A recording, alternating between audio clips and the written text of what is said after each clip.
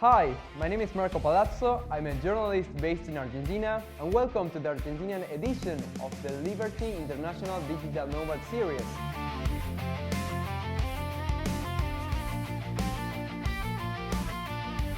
Welcome, Igor, to the Argentinian edition of Liberty International Digital Nomads Series. So thank you for coming to this interview conversation, and how are you? I'm good, thank you. Happy to be here.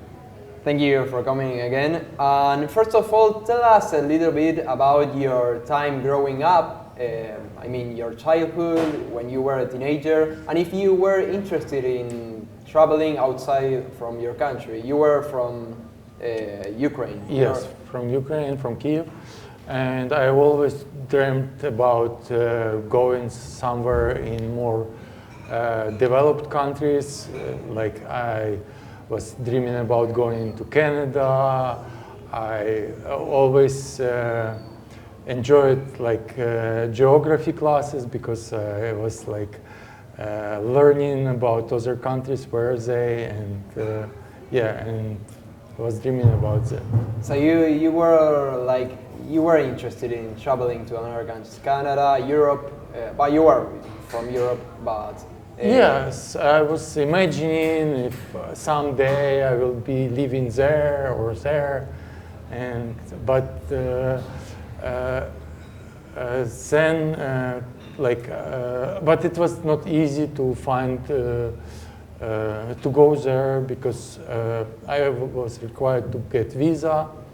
So until I got a job abroad, I couldn't go anywhere. Yeah, and tell me about, did you study in Ukraine before you travel, or you went outside from your country? I had education, but it was irrelevant to my job. So I was working in IT because I learned myself, but I had education in accounting because so I was working for a government at some point. And before you tell me what do you do as a digital nomad, it was difficult to move to another country as an immigrant for you. You faced many challenges with that. Yes, it wasn't easy from the beginning because now I'm divorced, but I was married and I have child, and so when I was offered a job in Berlin, I had to. So my ex-wife didn't want to go, and we had to negotiate how we are doing this. So I decided that. Or we decided that I will go alone and settle down. So that was like a challenge for you? Yeah, it was a challenge, and also language, and also bureaucracy in Germany is huge. So it was also a challenge, and I was getting used to it. And yes, it was... That was a problem. Yes, your family, the bureaucracy, Yes, yeah. and to which countries did you move yourself? So first I moved to Berlin. I was working in Berlin for 7 years. I was in Berlin. A lot of time. Yes. I started to travel after that a little bit, but it was not I was a digital nomad because I was working with in the office. So I became digital nomad later when I found a job, remote job, just before COVID. So before everyone else started to, before it became mainstream, I found the remote job in Austria, and I started to work remotely, so I started to be more mobile. You found it being a digital nomad more comfortable, right? As a lifestyle. I mean, it wasn't like I switched immediately to be digital nomad, but I was like working more remotely and a little bit traveling, like slow nomading, I would say. And tell to the audience that is watching this interview, what do you do for a living as a digital nomad? If you run your own business, or what do you do? I work in IT as a freelancer. You have your own clients? Yes. Great. And this question, do you consider yourself like working from 9 a.m. until 5 p.m. in a average work in an office, or do you find yourself in that position? I didn't know, but I never limited myself like working hours. So even when I was living in Kiev, I was still working as a freelancer, like outside of job hours. So I was working on weekends or at night, trying to earn some money. And now I still like don't have like that mentality to like I have limited hours that I work and then I don't work. I work anytime I need to work. Yeah, so without boundaries. Yeah, no boundaries. No boundaries. Okay, great. And tell us about what minimal conditions should a country have or should have when you take a decision to be a digital nomad in that country, in terms of bureaucracy, papers as an immigrant, yes, the taxes, everything. Yeah, I would prefer to no bureaucracy at all. So that's why when I came to Argentina, I decided to not register myself in government. Great. So you found Argentina as yes, a comfortable country in terms of bureaucracy. You don't have any problems with that. I mean, probably other countries as well would fit, but that was my decision that I don't go to bureaucrats to register, and that makes more comfortable. So. And in which countries did you have problems with bureaucracy? I was living after Germany in Bulgaria for 2 years. 2.5 years, and I had to apply for visa all the time, like every year I had to prolong visa, and it took like some time for them to give visa, so it was like constant stress about it. When I had to go somewhere, I had to explain them and write them explanations that I applied already for visa, but I don't have paper, or I don't have like card for visa. So they allowed me to cross the border, but it was always stress to cross the border. Yeah, so there is a big stuff that stressed yourself in terms of living and moving yourself to a country. Yes. And tell me, it's important the economy of the country when when you decide to move to that country, it's important to have a strong economy.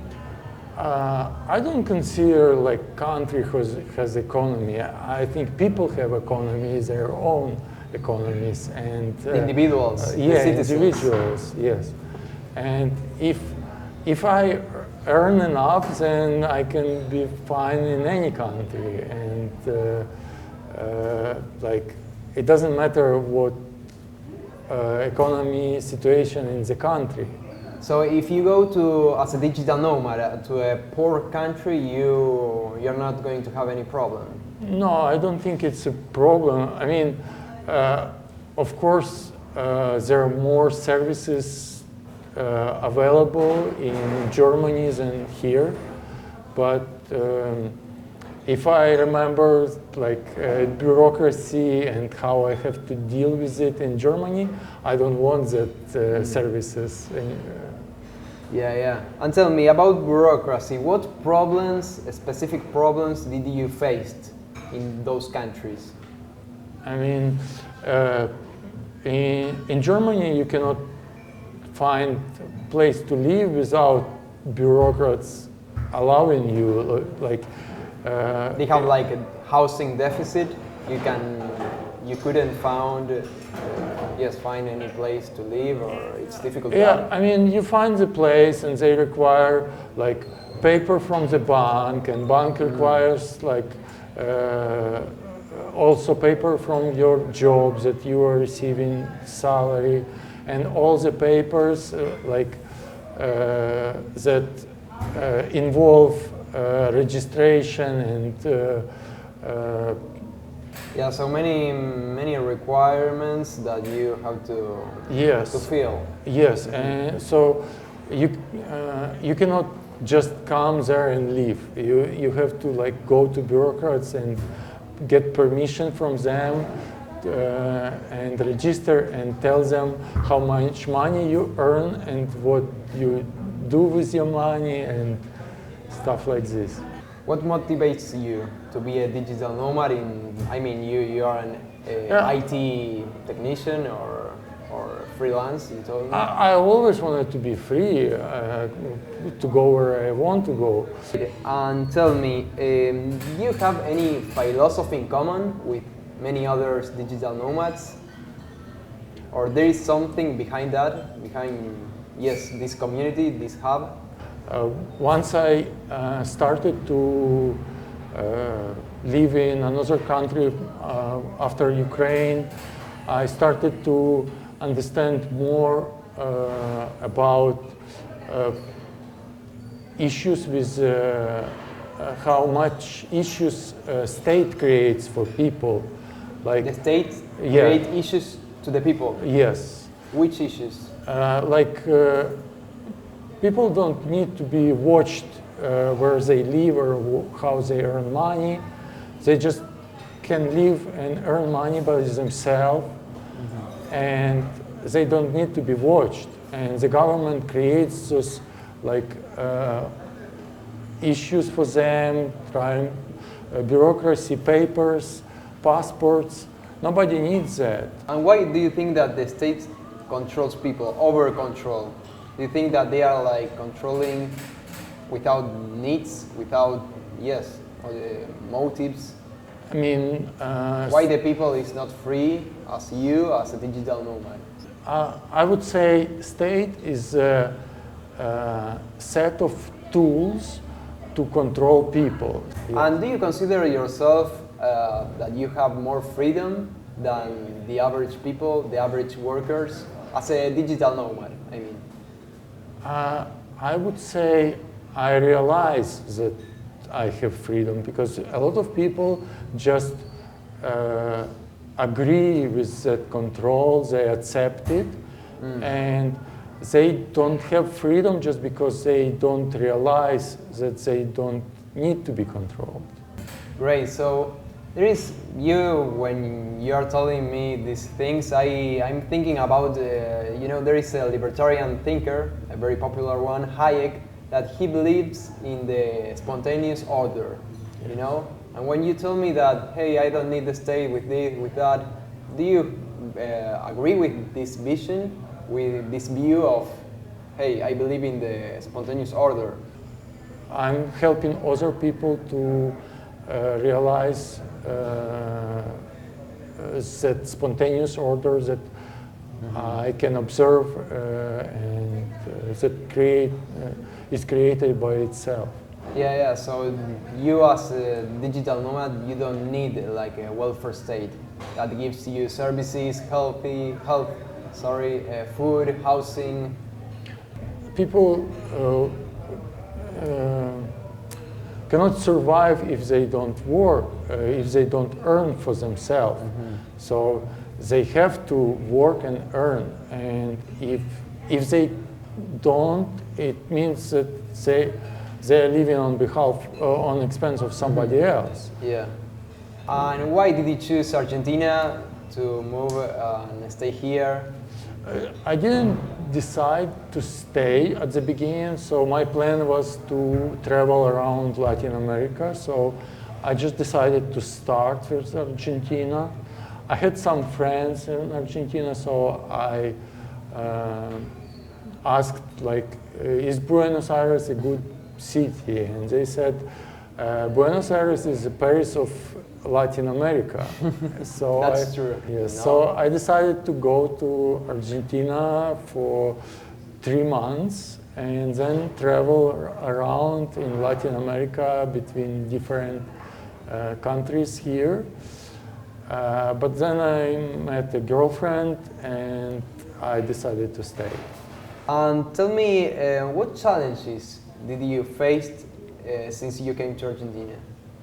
As a digital nomad, I mean. That I'm not registered officially. So basically I'm illegal here and that I cannot travel. Mm-hmm. That's an obstacle Yes. that you're having. And what positive aspects do you consider that Argentina have in terms of being a digital nomad? Positive, I think the positive thing that Argentina is huge, and even if I cannot travel abroad, I can travel inside of Argentina, and it will be enough for end of my life, I'm pretty sure. Yes, to conclude the interview, tell me, do you consider that, do you like, as a digital nomad, stable countries, political stability in the countries? I don't think politics is important for people. It just people believe it's important at what makes it important in their life. But if people start ignoring politics, they don't need it. My father never went to vote, and when I was 18 years old, I wanted to vote and wanted to change something. I wanted to participate in political life. But when I grew up, I understood my father that never voted, and it didn't change anyone's life. Anything. You're disappointed with politicians. They didn't change your life at the end of the day. They only make it worse. So if I ignore them, it's make it easier. And tell me, what's the future with the digital nomads in the world? What do you think about the next generation of digital nomads? I think more and more people will earn money online and travel at the same time.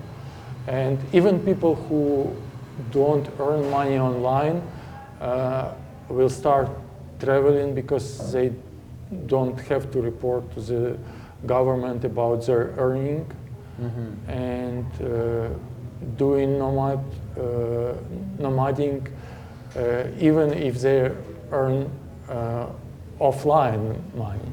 Yeah. Last question, Igor. Do you suggest digital nomads to come to Argentina? Yes, definitely, at least once.